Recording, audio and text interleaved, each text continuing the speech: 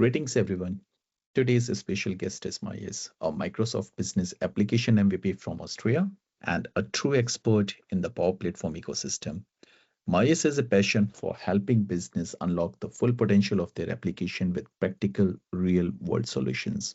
In this holiday edition, Marius will share the valuable tips on how to benefit from the built-in approval task in the Dataverse. Learn how these features can streamline your processes to improve the collaboration and enhance governance, all without reinventing the wheel. So grab your hot coffee, get cozy, and let Marius guide you through the best practices and the insider tricks that will make the Power Platform journey even more productive this season. Don't miss this because mastering approval is a gift that keep on giving. So over to you, Marius. Thank you, Ambesh. And yeah, so we are today with, I call them simple approvals. I think Microsoft calls them standard approvals. This will build up because we have two more topics here about the business approvals kit and the agent approvals. But because they all build so these advanced solutions on the simple approvals, let's lay groundwork in this video. So I have here a quote, and the business need in my fictional universe is that quotes need to be approved because in the past people put on too much discount on their quotes and then the business doesn't make money, so you want to make sure that they don't give too much discount. This is why we are approving. I've changed the quote to include a custom field called approval type. This is just for my video series because we have these three different types of approvals. We will start with simple. And what I've also done, I need to show this with level up for dynamics, that I've extended the status code to include two more reasons approved and rejected to reflect the outcome of the approval, because a process from my side in approvals does not end with, okay, you've sent out an approval to someone to approve, but you also need to reflect that in the system that the approval has happened, that it was successful or not. So these status reasons are important for me. So what else do we have? We have a flow. That flow has triggers here when a quote is activated, and I've put here a filter on the approval type because we have two different or three different approval types and different flows reacting on them.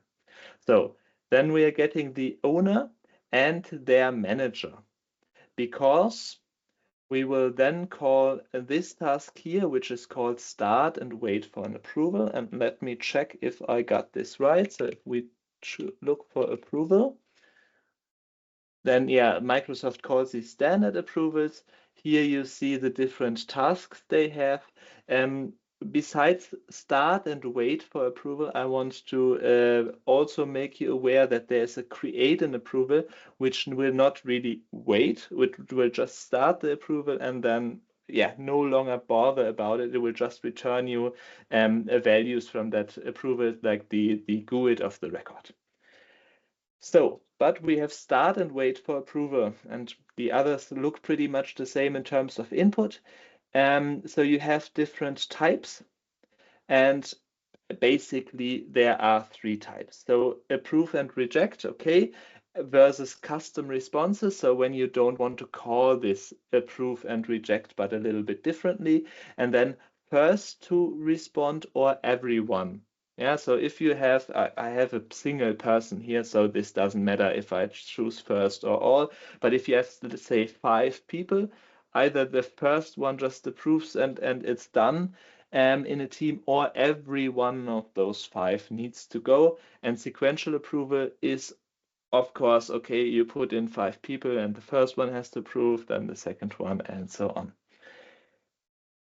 And for example, if the first one would reject, the second one wouldn't even get a notice. So then you can give details here and like a title, right? What is written in the request, and also, I guess this is pretty important, a link. so you see here, I just link to my environment, put in the quote ID to have this. So, and then after this is done, I check the outcome. It is either approve or reject. Or maybe like timeout and error, things like that could happen, but approve is the one I have special needs for. And then I update the status reason of the current quote. This is all done here in one flow, and let's see this flow in action. So I activate the quote. So you see the flow is now running, and it is within that start and wait for an approval. And it will stay there now. If I do nothing until tomorrow, it will stay in this specific task until tomorrow. And if we check my email, you see right here a new approval. I get this via email. We have another option to get this, and that is via make.powerautomate.com. You can list here in approvals. You can also see my one approval that I have open here. This might be helpful if you have a lot of approvals and you can't manage your inbox anymore, which one is open, which I've already done. Yeah, it can be hard. You can take a look in this list as well, because here you have filters for which one are still open, and in history you would see then the ones that are already approved. I have here the options also to reassign. That's something you can enable or disable. Might be, for example, I want to take the decision, I push it up to my manager. That would be a reassign action. However, let's do this from the email, because that's pretty beneficial in my experience for the businesses. You can do this on the go, right? You have here the link to the quote, which will link me directly to the record to check the stuff. For example, the discount amount, right, which I'm very interested in my scenario. And yeah, I say 6% is okay because it's less than 10%, and then approve this one. So now it says the action completed successfully. And if we now go back to the flow, you see it ran for about 2 minutes. That's the time I needed here to take the decision. And then we went here into the approve path. And if we refresh the quote, so before the refresh, my status is in progress. And after the refresh, it is approved. And haven't taken action on this currently.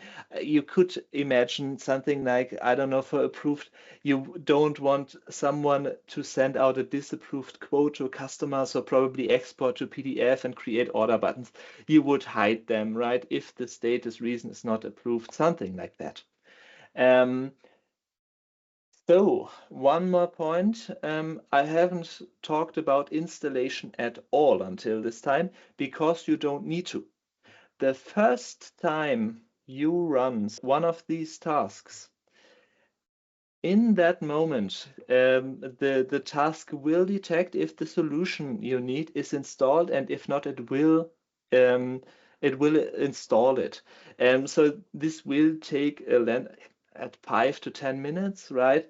And for example, after 10 minutes, the approval will go out. So this whole task, if we haven't installed this in the environment, would have taken much longer until I get the email and can really approve. But that's a one-time setup, so shouldn't be a problem. This can, however, be a problem. We will take a short look now at the entities. If you, for example, use the create an approval, and then you don't wait for it within the same flow, but because maybe you are starting multiple approvals and want to react based on what happens, so you create a second flow which react to changes of the underlying entities. And that trigger will create a dependency. So my trigger up here for when a quote is activated created a dependency to quote. And if you have one of the approval entities as a trigger for a flow, you have a dependency. And then you have a problem. Okay, I can't install the solution to my test or production environment because I can't push in the flow which started to install the solution while I have the flow reacting to the final approval in the same solution. So I need to split them. In the past, we made something like a small enabler solution which only has like a button flow, which you can run now to create an approval and installing it. But Microsoft has reacted to this. So in your environments, you select your environment, and under Resources, D365 Apps, you will get a list of apps, and now I need to find it. It's called Microsoft Flow Approvals down here. And of course, I have it installed now, but with install app, you can get that to environment. For example, right after you create it, right? If you know you will need the flow approvals because you're using it and you have this split style, you can pre-install it and then install your solution and be fine. I won't show this pattern right now because we will need a very similar pattern in the next video, which will be about the business approvals kit. But finally, before we close off this video, let's take a quick look at the entities involved. And the three entities I want to show you is first, let's start here with inactive approvals, and we want one from today. So this is an entity called approval. You can see the logical name up here, MS-DYN flow approval. Unfortunately, these entities are all locked for customization. So you can't put in custom fields, or you can't create custom forms or change this form. So you see this form is pretty empty. It's the form that is generated for any custom entity. But of course, since Dataverse is Dataverse, with a tool like Level Up, or I've used here Prettify Web API for Microsoft Dataverse, these can still visualize the data for you. And for example, the link I clicked, which I said is very helpful, this is just a property, and you can take a look at these properties. Let me show you the other two entities I want to show you. So don't get confused by this list. This longer list is because I have the business approval kit installed. Usually you have approval requests, which are basically to the person within that. So here you can, for example, see my options in case you have changed them, and there is the owner is to whom this is assigned. You can use everything is what is not logged in here. You can't make a field for it or something. And also you don't have a relationship to the original record in these. So if you have an approval, well, you can't tell for which record this is. You can only tell within the flow execution, because the flow execution with the start and wait has the list to do this. So final thing we need to talk about, of course, we have an approval request. So that's what I got when I was sent, and when I said in the email, yes, approve, I created, and I need to check this here, an approval response. And this one, yeah, basically, I mean, I haven't given a comment now. So here, for example, the comments field is null, that you would also see. But here you have, for example, the response that it was approved, logged in the response record. Those are the three important things here. Remember these when we talk about the other solutions, the more advanced solutions, because then they will all build on the same foundation. Over to you, Anders, again. Thank you so much, Marius, and thank you for joining us. Your expert tips and how to get benefit from the built-in approval task in the Dataverse, a truly valuable gift for anyone looking to streamline process and boost productivity this season. If you enjoyed this session, don't forget to like, share, and subscribe to the channel for more amazing Power Platform content. If you need more, you can also put your comments in the comment section below. Stay tuned. One video every day, lots of the learning ahead. Your support helps us to keep bringing practical insight and festive knowledge to the community. Till the next time, thank you and goodbye.